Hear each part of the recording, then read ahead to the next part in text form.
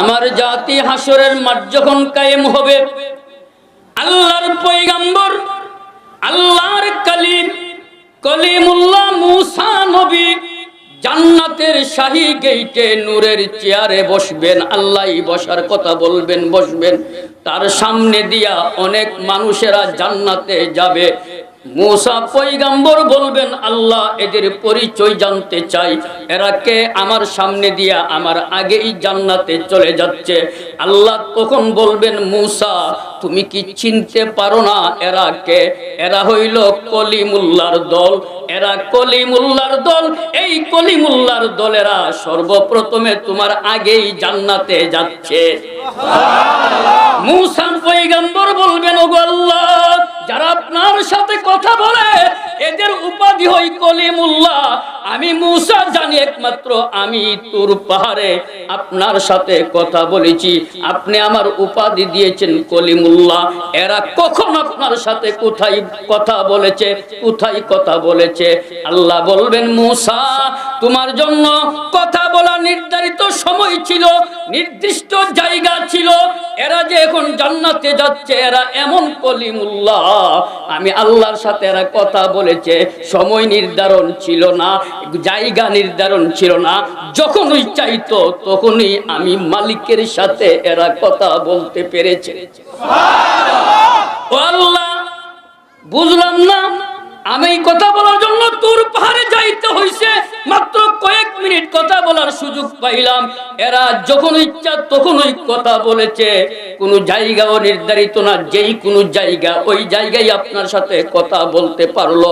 এরা কেমনে কথা বলছে আমি একটু এখনো বুঝতে পারলাম না, একটু বুঝিয়ে বলুন না। আল্লাহ ডাক দিয়ে বলবেন, মুসা আখিরি জামানার নবীর উপর আমি আল্লাহ যেই কিতাব নাযিল করেছিলাম, এই কিতাবটা হইল কুরআনুল কারীম।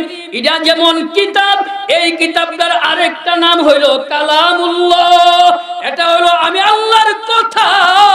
যারা দুনিয়ার জগতে কোরআন তেলাওয়াত করে, এরা যেন আমি আল্লাহর সাথে কথা বলে। মুসা পয়গম্বর হাফিজে কোরআনেরা যখন কোরআন তেলাওয়াত করে, সময় নাই, সকালেও তেলাওয়াত করে, দুপুরেও তেলাওয়াত করে, আসরের পরেও, এশারের আগেও, এশারের পরেও, ফজরের আগেও, ফজরের পরেও, 24 ঘন্টা যেখানে ইচ্ছা এখানে, হেফজখানার মধ্যেও, মসজিদের মধ্যেও, রাস্তার মধ্যেও এই যখন কোরআন তেলাওয়াত করে, আমি আল্লাহ কুদরতি কান দিয়ে তার তেলাওয়াত শুনতে থাকি।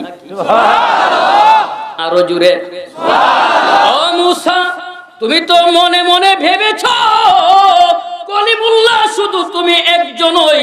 আমি আল্লাহ আজ তোমাকে দেখিয়ে দিচ্ছি, যারা হাবিবের উপর নাজিলকৃত কোরআন পড়ে, কোরআন মুখস্থ করে, কোরআন তেলাওয়াত করে, এরাও আমি আল্লাহর সাথে কথা বলে। এদের উপাধি হইল কলিমুল্লাহ। আমি তোমাকে এখানে বসাইয়া দেখাইয়া দিতে চাই, তুমি একাই কলিমুল্লাহ না। কিয়ামত পর্যন্ত যারা কোরআন পড়বে, কোরআন পড়াবে, কোরআনের সহযোগিতা করবে, সবগুলোকে কলিমুল্লাহ উপাধি দিয়া আমি আল্লাহ জান্নাতে যাওয়ার ব্যবস্থা করে দিব। ও আমার জাতি, আমি লম্বা আলোচনা করব না। কোরআনের মাদ্রাসার হেফাজতের জন্য, কোরআনের মাদ্রাসার উন্নতির জন্য, কোরআনের মাদ্রাসার দেখাশোনা করার জন্য, কোরআনের মাদ্রাসার পক্ষে থাকার জন্য যদি আহ্বান করা হয়, কারা কারা রাজি আছেন? দুহাত তুলে আল্লাহকে দেখান। আরো জুড়ে, আরো জুড়ে, আরো জুড়ে, আরো জুড়ে, আরো জুড়ে। ও আমার জাতি, হাদিসে পাকে আছে, আল্লাহর নবী বলেন, মান করাল কুরআনা ফাস্তাযহারাহু ফাআহাল্লা হালালা ওয়া হাররামা হারামা আদখালাহুল্লাহুল জান্নাহ ওয়া শাফাউ ফি আশরাতিন মিন আহলি বাইতিহি কুল্লুহুম কাদ ওয়াজাবাত লাহুন নার। যে কোরআনের হাফেজ হবে, কোরআন অনুযায়ী আমল করবে, হাসরের মাঠে আল্লাহ ঘোষণা করবেন, যাও, অপেক্ষা করতেছে কেন, দাঁড়ায় আছো কেন, যাও, তুমি জান্নাতে চলে যাও। আরো জুড়ে, জান্নাতের ফয়সালা হয়ে যাবে।